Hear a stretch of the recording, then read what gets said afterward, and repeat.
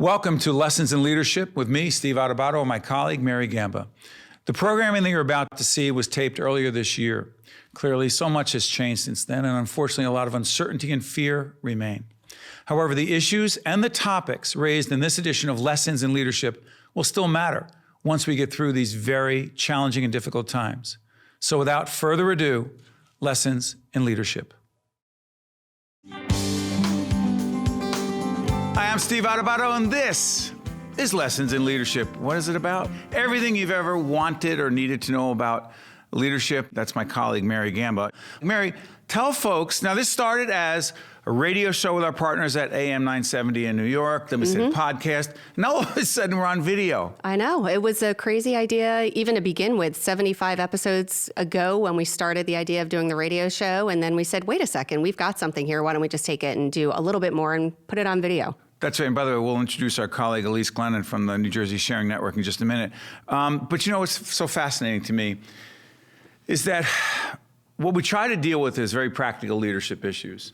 And the fact that we're in this studio here at East Main Media Studios is not an accident. The fact is, one of the themes that we push very often in the coaching that I do coaching and seminars and a whole range of work, including, this won't be the last time this happens, this book called Lessons in Leadership by Steve Adubato is innovation. And the whole idea of going on video and being able to have a video platform for potential broadcast at a later point, not an accident. Correct. And I think really when we started talking about the need for not only listeners, but also viewers to understand the importance of leadership and how it works in all aspects of life, it just was a natural fit. It is. By the way, let's introduce Elisse Glennon. Elisse, here's the thing, because it's fascinating. I'm going to make this transition. A big theme that we have when we talk about leadership is teamwork. Now, first, describe your organization, the role of teamwork in what you're doing in saving lives, and then we'll connect it back to the teamwork that it took for us to be here today. Go ahead. Good morning. Thanks for having me here, Steve. You know what? Organ donation and transplant, like you said, does not happen without teamwork. So at New Jersey Sharing Network, we're responsible for organ recovery for transplant across the state. And in order to make a transplant happen, it requires the teamwork of our entire organization. Who's on that team? Break it down. From our transplant coordinators to the folks in our call center, to the people at the hospitals who are helping to identify potential organ donors, all the way through our family services team who are there to support families in their time of need when they're losing a loved one, and then kind of cross over to the other side, the team waiting at the transplant center for the organs to support the transplant recipient and their families. Additionally, you have our entire public affairs team who is trying to educate the community so that they don't first hear about organ donation in the hospital when their loved one passes away. So it requires so many different people, so many moving parts, and certainly a lot of teamwork. And when Elisse talks about the public awareness, the public communication about it, we are partners at our not-for-profit company, the Caucus Educational Corporation. For several years now, we've been promoting doing public awareness around organ and tissue donation. But real quick, before I go to Brian Brodeur here at East Main Media, things go wrong. Inevitably. Now, we're trying to build I say we. I didn't do anything. They did it. They're trying to build a studio. You were here yesterday with your hammers and nails putting up the walls. It does take a team. Things go wrong. But if things go wrong when you're trying to build a studio for a podcast radio show that's going on television, okay, you deal with it. I'm thinking things go wrong in organ and tissue donation, life-saving, margin of error not the same? Right, not the same at all. Right. The work that our clinical team does is so critical, and it needs to be right every time. Something goes wrong along the way, you lose, potential organs, and people on the transplant waiting list don't make it. So our teams are incredibly trained, incredibly compassionate people, very dedicated to the work, and they really just don't stop. We operate 24 hours a day, 7 days a week, and the support teams behind them are important too. Your basic support teams, finance, IT. If the computers go down, so too do the medical records. But real quick on that, sorry for interrupting. We talk about leadership listenership in another segment. But here's the thing. I imagine the communication has to be more precise, more direct, more specific, more concise, more timely, more everything. Mm-hmm. Yeah, the clinical teams are obviously everybody has a phone, but every single minute of a potential organ donor case is communicated with the teams that are on call that day. In every moment, because every decision is critical. We do have administrators on call every day who are involved in every decision. And it's not linear. It's not, you can't say, well, if this happens, then you're supposed to do this, and if this happens, because every person is different, every medical situation is different, and you need leaders in that area. When you talk about leadership, our administrators on call are the type of leaders that have to make split decisions. They have to be able to process information very quickly. Typically, any case is not like anyone before. So you have to have instincts. Are they all leaders? I would say they are. Our clinical teams, they all have to be. There's not one, I'm the quarterback, I'm the leader. It's not that. Well, technically there is one. There is one quarterback, the administrator on call. In title. In title, yeah. But in reality, everyone's a leader. They have to be. They have to be able to think quick. And I think that's such a key component of being a leader, is having that instinct. So watch this transition from saving lives to building a studio. So Brian Brodeur here at East Main Media, let me ask you and your team, I would say about a month or so ago, if I'm not mistaken, we started talking about the possibility of doing this. Some interest on some broadcast. When I say broadcast, outside of radio and our podcast. And by the way, Mary, tell folks how they can get it. Brian, I swear I'm going to get to you. Tell folks how they can get to us. Sure, absolutely. There's a lot of different ways that people can find us. First and foremost, if they want to follow us on Twitter and on Facebook, they can do so at Steve Adubato, PhD, Adubato for those listening on radio. And they can also subscribe on Apple Podcast as well as on Google Play. And also, as always, we have a bunch of free resources on our website, which is stand-deliver.com. We have free articles, more information, and links to all of our past podcasts as well. Got it. Brian, back to you. Question. Several weeks ago, we said, hey, there's a possibility we could do this. What did it take? And you're going to leave out a lot of details because the reality is we'll never know. You get a challenge like that, an opportunity like that. You say what to your team about, hey, we have to build a studio pretty darn quickly in order to get this done? Go ahead. Well, you trust in the team, right? I couldn't confidently move forward with supporting an effort like this, what we're doing, or anything, unless I had 110% confidence in the team. And, our operation here is both post-production and obviously production here. And I have to know that we're going to execute. And that's number one. And once you have that in place, you move forward and you make it happen. And I was going to jump in. One thing that was really interesting, and Brian, I think you're leaving out an important part. You didn't say, oh, maybe we'll get this done. It was, we are going to get this done. And regardless of what that took from start to finish, whether it was staying here probably until after midnight last night, getting all the walls situated, but the process, it was never a question of if, it was just a question of, I will get this done. And that also is a great communication and leadership attribute, because it gave confidence to us that it will be done. We knew it was going to be done. So, well, that demonstrates your trust in us, which we appreciate. Thank you. We're praying a lot too, but go ahead. Well, so was I. The walls could fall down at any moment. You mean that facetiously. I just want to be clear. Yes, they are very secure. Don't worry. Think of it this way. If I wasn't confident in pulling this off and I said yes anyway, that's a huge risk, because that puts your operation at risk. And I can't do that as a producer and with you as my client. So it all works together. It's the partnership with you and the teamwork and again, the confidence with JP and Andrew and Kayla and everybody. What's interesting about that, we have certain props around here. And by the way, the books are absolutely real here. There are all kinds of leadership books that I've been collecting for my seminars and workshops and coaching. Isn't it easy to say, quote, make it happen, building a studio, saving lives, organ and tissue donation. But what happens to a leader or for a leader and his or her team when, frankly, I often think about this. I was coaching a client the other day, and he said, Steve, sometimes I'd lose confidence, and my team then lose confidence in me. And all I could think to coach him was, I said, look, Bob, fake it. He said, what do you mean fake it? He said, but I'm not confident. I said, listen to me. If your team smells that you're not confident, even if you're not really confident, it has a trickle-down effect, and it's not positive. Elisse, how do you deal with the fact that you're not 100% confident? Tell folks about the huge couple events you have, like the big walk every year, the walk run, right? Which is our 5K celebration of life in How May many and people? June. Yeah, we get about 10, 12,000 people across the two events. Yeah, just a few. Yeah. And we've covered it every year, but here's my point.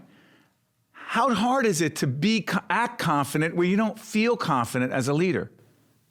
I know exactly what you're saying, and I totally agree with that. I totally agree that leaders of any organization have to maintain the calm and it will happen. We're going to make it happen. It's going to happen. Yet, something might go wrong, but we have to maintain that forward look. And I hope my team's not watching, so they don't know you're telling me to be. You're talking about Is being it like big. Mary, let me get this right, the analogy. So on the lake, I always get this wrong. So who's paddling on the lake? The duck? Are you the talking duck about is- the duck on duck? the Okay, on the what top? does the duck look like on the top of the He water? looks perfectly calm, like everything's just okay, and he's slowly gliding on the top of the water. And But if we had underneath a the camera surface, his little feet are going super duper Right, duper right. fast, and that's a great analogy. You don't want to Yeah. see them. No, You don't want your team Yeah. to see those feet. I have to tell you, I was on an airplane last week, and the pilot said something. Oh, no. Oh, Please no. tell me the pilot. And I actually looked at the person I was traveling with, and I said, that was the wrong words to use. I said, so the pilot says, it was a little like we were waiting for the plane to start, to take off. And the pilot commented that his co-pilot hadn't arrived yet. That's why we were delayed. But what he said was, instead of just saying, we're going to be a little delayed, the co-pilot's on his way, and then we'll get going, like confidently, he said something like, I don't know what happened to my co-pilot, but he's on his way and blah, blah, blah. And it made me feel like, well, was the co-pilot having an extra drink? Like, what was happening? And so I felt like, I always like to use the pilot analogy, because when it's turbulent, the pilot just has to say, just put your seatbelts on, we're getting there, no problem. You hear any fear in that pilot's voice, it evokes But fear Elisse, to what everyone happens else. if he doesn't really know where the co-pilot is? He should fake it. He shouldn't That's so tell us. interesting. He should not. I mean, to me, the tone of his voice and his unknowing, the pilot should know everything. Building relationships, at least to me and our company, Mary and I, just if you're watching us for the first time on video, Mary and I have been working together for 19 years. We have a great partnership and a collaboration with our company, Stand and Deliver. It not only produces this product together with East Main Media Studios, but we do seminars, workshops, 5 books in now on leadership and communication. None of that would have happened without this young lady right here. But people often say, oh, Steve, you build great relationships with people. And I'll say, have you met Mary Gamba? And the answer is yes. What I mean by that is often, quote, behind the scenes, you are strengthening those relationships at the core. Make it clear to Absolutely. folks. Because some folks might say, well, I'm not the CEO. I'm not out front. Why? I'm not the head of the. By the way, Joe Roth is the CEO as we speak, as we're talking about this right now. But Elisse is a top executive in the organization, heads the foundation. You don't have to be the top. You don't need to be the top. And oftentimes you are out doing what you do best, and I'm behind the scenes doing what I do best, which is simply, we always talk about caring, that you can't teach caring. And I genuinely do care about every single person that we connect with on a regular basis. And if that means understanding what they're going through personally, maybe they have a family member that's sick, maybe they just got married, just doing that extra little touch, whether it's sending a note, sending an email, just saying thank you, or just saying, hey, we're here, we haven't spoken in a while. Those types of things I learned from you, and also through writing the books together and being a lifelong learner. And that's really just key to building those relationships. It isn't like I have a list of people and say, I'm going to go and I'm going to build relationships with Bob and Linda and Karen Check today. off the box is not the way. Checking off the box is not the way you build relationships. We have a client and a friend, a really good friend, who's going into surgery literally tomorrow as we speak. Yep. And you and I talked last night. And it's not, hey, look at us. It was, we do a lot of business with them. Yep. She's a wonderful person. She's close to us. And we wanted to make sure she knew we were thinking about her. And a perfect example, you had shared that with me. I had already heard about it just earlier that day. Which I didn't know you knew. Go ahead. Exactly. And at that point, I had already sent a note and said, hey, thinking about you, let you know. And of course, there's nothing that I can do. But just letting them know that you care and that you're thinking about them sometimes is, really all they need at that moment. Final point on this before we let Elisse go. Is leadership, in your view, given the way Mary and I have been talking about this, given how many late night conversations not only I have with Mary but with Brian as well, that he's like, is he calling again? What do we have to deal with? Meaning we invade and let me put it this way. We communicate sometimes off business hours. We're there for each other and we deal with difficult times together. Is leadership on some level very personal, as opposed to in The Godfather, one of my favorite books, it's here somewhere. In The Godfather, there's a great quote where Sonny's trying to teach Michael, his younger brother, about something, and Michael's very upset, which is ironic because Sonny's the hothead, and he goes, it's not personal. This is just business. This is nothing personal. Is it personal or business or both? I think it's definitely both, and it's very organic, and it depends on the people. It depends on the circumstance. You said it before. There's not a textbook way to do this. Every individual is different. Mary just talked about it. Everybody's circumstance is different day to day, and it's organic. You have to kind of go with the flow. I think one of the most frustrating things I get asked from marketing firms that we work with is, well, what's the ask? We need to have the ask. And I'm like, it depends. The ask depends. If I'm at a networking, like yesterday, I was at a networking event. Right. I'm not walking around the room saying I have a specific ask Here's of anybody. my card. Can we have your organ? Right. Exactly. That's not a great ask. No, it's a casual, Could be a slogan, organic you never know. conversation. Right. It could be. But is each person have a different circumstance, and that's why the ask, if you will, is different based on the situation. Right. So I just speak my truth. Hey, what do you do? Here's what I do. And then the person will say, either in yesterday's case, Real Stories, tell me their entire life story about how they became a bone marrow donor. Someone else shared with me that his brother-in-law, when he passed away, donated his cornea. I didn't ask, do you have a connection? Do you have this? What is your, what do you want to do?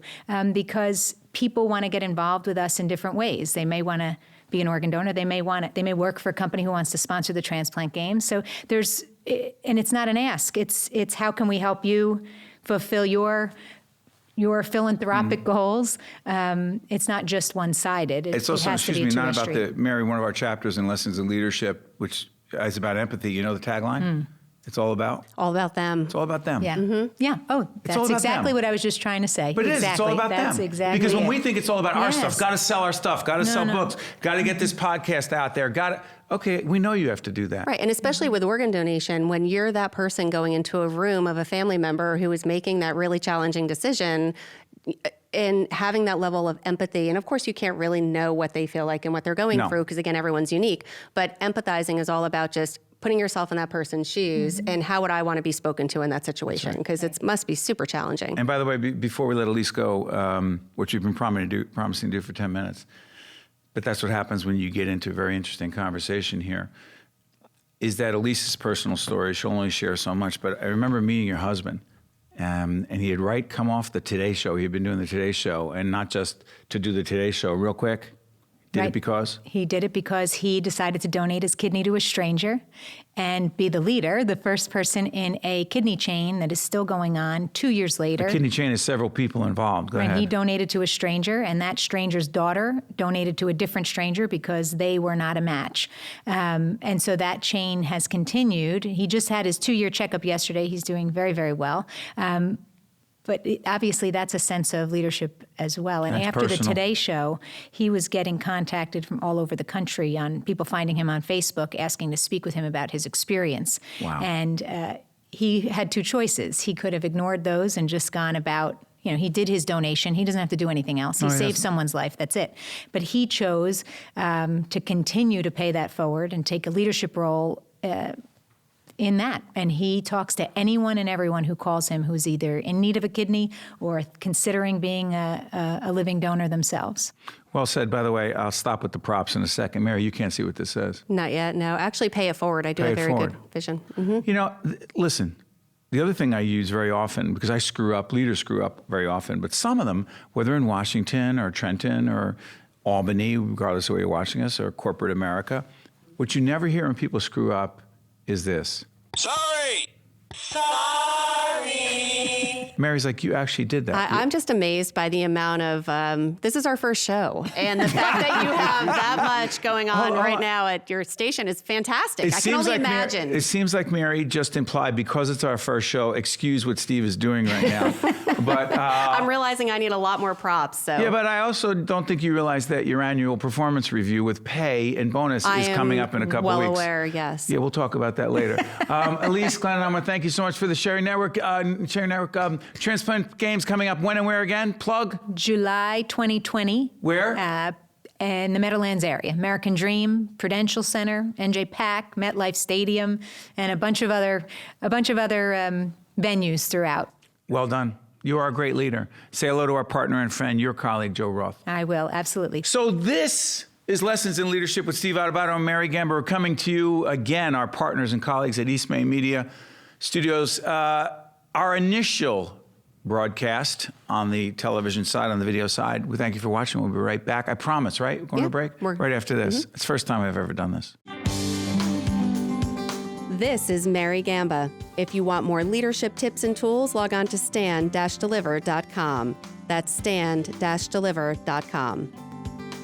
This edition of Lessons in Leadership is brought to you by Gibbons PC, Prager Metis, Valley Bank, New Jersey Resources, and the International Union of Operating Engineers, Local 825. Welcome back to Lessons in Leadership. I'm Steve Adubato with my colleague and co-host, Mary Gamba.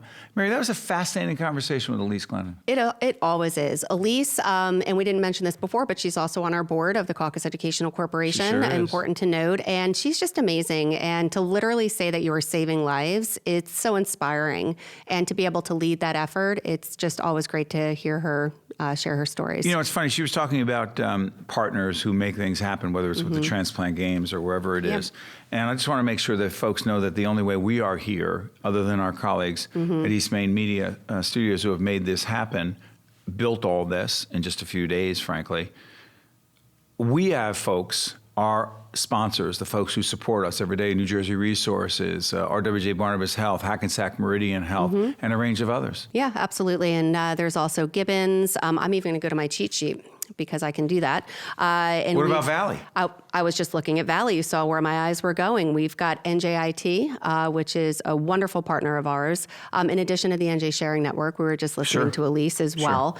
And the list goes on, PSE&G, and then we have the Russ Berry Foundation, also a really great nonprofit. And as we do this series, we'll continue to promote all of our other great friends. And the reason is we want to say thank you. Because Mary and I are big on the idea of gratitude and appreciation and simply saying thank you. But there are a couple other things. Again, I don't like props that are not used. It's like, oh, it's just a prop. What are you doing with that? But this is one that's interesting. Mary said she liked this. You see this one? I don't know if you see it on camera. Tell everybody what it says. It says, falling down is part of life. Getting back up is living. Okay. And I have another one. I always say it doesn't matter how many times you get knocked down. It's just that you get back up again. That's the most important thing. But it's the same. Well, then what about people who say, I can't? It's funny that you say that. A long time ago, I made it a point to not put can't in my vocabulary. Really? Yes. It is a word. It's a horrible word because it means that you're not willing to try. And even I try not to use too much. I'll try to get it done. I'll try to get it done. Which is not the same as the other one we had. Where is it? Make it happen. Yep. How effective would this be if it said, I will try to make it happen? Yeah. That's not leadership. Well, it's a cop-out. It is one of those situations where it's a lot easier to say all the reasons, to make excuses. And we deal with leaders all the time through our firm Stand and Deliver, where they say all the reasons why they can't do something. I can't get that done in time. I won't be able to do this. And instead, if you see it as an opportunity to say, I will get it done, you will get it done. And again, just looking at this great studio, Brian and his team at East Main Media said, we're going to get this done for you. And they got it done. But they could easily have said, it would have been fair for Brian and his team to have said, and by the way, you hear this from contractors and plumbers and carpenters and people outside of that particular world all the time. They'll say, you know, I can't make any promises, but we're going to do our best. Now, I understand that. And by the way, my wife and I, Jennifer, have this conversation all the time because she's an entrepreneur in business, and she'll say, yeah, I'm going to try to get that done. Or, Jen, to me, I believe you have to say, we'll get that done, even if you're not sure how to Right. get it done. Now, she Or- always gets it done. Right. But my thing is to say you're going to get it done. Say you're going to get it done. And the other thing that I hate is if they under-promise and then they say that they're over-delivering because they knew that they would have gotten airlines, for instance. Oh, boy. They tell you, hey, we're going to get you there at 3:30. And then you end up leaving a half hour later, but somehow you got there at 3:15 and they're like, woo, look at us. It's because they pad on time. I mean, no offense to the airlines, but it's common sense that if, it's They not like lower you expectations. They lower expectations strategically. And there's people that do that in business and you're doing a disservice. You should say what it is, when you're going to get it done, and then do everything in your, and of course things are going to happen, right? Where you don't get it done. Sure. But you just really need to commit to what it is that's going to happen. The other thing, we have about 3 minutes left. I want to let folks know that in this Lessons in Leadership podcast, radio show, and folks are going to be seeing it on the air as well on the broadcast TV side. What's often interesting to me is that so much of what we talk about, when we talk about leadership, people say, well, you're going to build a whole thing around leadership? Well, the reality is, at least the way I look at it, leadership, the word leadership could be replaced with the word life. Yeah. I can't think of one aspect of leadership, whether it's being a good listener, as I was interrupting and you reminded me before, falling down and getting back up. That little sign right there, tell folks what it is. This one, especially for people on radio, life begins at the end of your comfort zone. And as we always say, be comfortable with being uncomfortable. Well, someone says, I'm uncomfortable. Okay.